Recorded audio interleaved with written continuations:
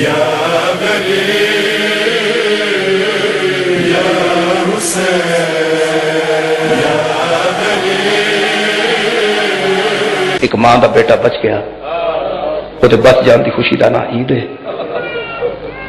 اور ماہ محرم دی 10 نو ایک ماں دا بیٹا بے جرم و بے خطا ایک جنگل وچ پسے گردن ذبح کر دیتا گیا۔ 10 ذی الحج نو روح حاجرہ پوری دنیا تو پھر کے ویندی ہے، کتھے کتھے میرے پتر دی کوئی خوشی کر رہا ہے، اور 10 محرم نو روح زہرا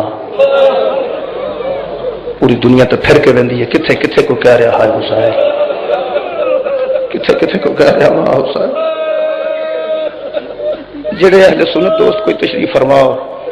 یا کدھر کوئی سن رہا ہے، شیعہ تو ماتم کرنا ہے سارے مذہب جائز ہے،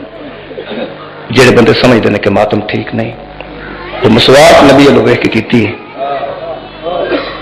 حدیث مبارک نبی علیہ ویکھ کے رکھی ہے، میرے دو ہاتھ قرآن تے نے 10 محرم نو سر چ مٹی پا کے ٹرنا مصطفیٰ دی سنت ہے۔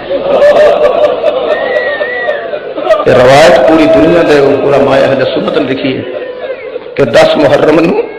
ظہرین تو بعد حضرت ام سلمہ رضی اللہ تعالیٰ عنہ ارشاد فرماندی ہیں، مینوں نیند آئی، میں سو گئی تو میں نبی نو اس حالت چ ویکھیا جویں پہلے کدی نہیں سی ویکھیا، پیروں چ نالائن کوئی نہیں، سر چ کھا کے داڑھی مبارک چ کھا کے، تو میں حیران ہو کے پوچھا یا رسول اللہ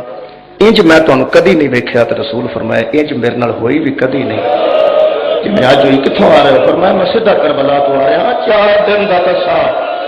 بے جرم و بے خطا میری امت نے میرا حسین ذبح کر دیتا۔ گویا 10 محرم نو غم زدہ رہنا زہرا دے بابے دی سنت ہے، نبیاں دی نبی دی سنت ہے، چلو نبی دی سنت سمجھ کے 10 محرم نو اس انداز میں گزارنا تاکہ اللہ راضی ہو جائے، مصطفیٰ راضی ہو جائے۔ مگر بعد میں پھر امام حسین علیہ السلام کی شہادت بھی ہو گئی، بہت سانحہ بڑا عظیم صدمہ۔ اب اس صدمے کے عظیم ہونے کی اس سے بڑی گواہی کیا کہ جب اللہ کے رسول کو خبر دی گئی اس کی، یہ اللہ کا مخفی علم جو اپنے انبیاء کو بتاتا کہ اللہ کے رسول حجرے میں تھے، حسین رضی اللہ تعالیٰ چھاتی پر کھیل رہے تھے، آپ کی زوجہ محترمہ اندر گئی، حضرت ام سلمہ دیکھا کہ حضور تو رو رہے، ٹپ ٹپ آنسو گر رہے تھے،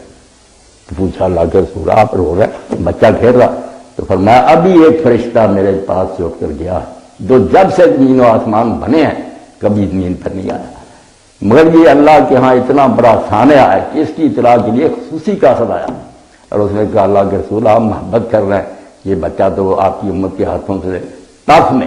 دریا فرات کے کنارے ذبح کر دیا جائے گا، اس لیے ام سلمہ میرے آنسو نکل گیا۔ اور ساتھ ہی اس نے کہا کہ اگر آپ چاہتے ہیں کہ اس منحوس زمین کی مٹی آپ کو دکھائی جائے تو میں دکھا بھی سکتا، اس نے ایک مٹھی مٹی کی مجھے دکھائی دی کہ یہ وہ علاقہ ہے جہاں آپ کا یہ فرزند دبا ہو۔ تو جب اس وقت آپ روئے، اور بعد میں بھی ابن عباس فرماتے ہیں میں مکہ میں تھا اور اطلاع کوئی نہیں تھی، کئی مہینوں سے قافلہ گیا ہوا تھا، رائے تو نہیں تھا اس وقت کی خبریں آتی گئیں،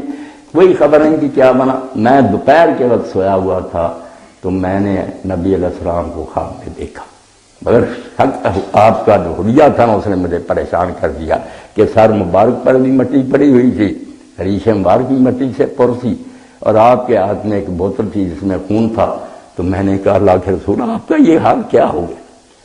تو آپ نے فرمایا میں شہد تو مقتل حسین خان ابھی حسین کی قتل گاہ سے آ رہا اور صبح سے اس کے اور اس کے ساتھیوں کا یہ خون سمیٹ رہا ہوں، تو میں ہڑبڑا کر اٹھا اور آپ نے بار بار انا للہ کہا، تو گھر والوں نے پوچھا کہ ابن عباس کیا ہوا؟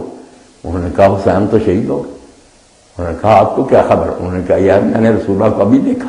اس حلیہ میں دیکھا اور نوٹ کر لیا اس وقت۔ اب حدیث پاک میں آتا کہ جب قافلہ بیچارہ لٹا پھٹا کئی مہینے بعد آیا، عین وہی وقت تھا دوپہر کا جب ابن عباس یہ خواب دیکھ رہے تھے،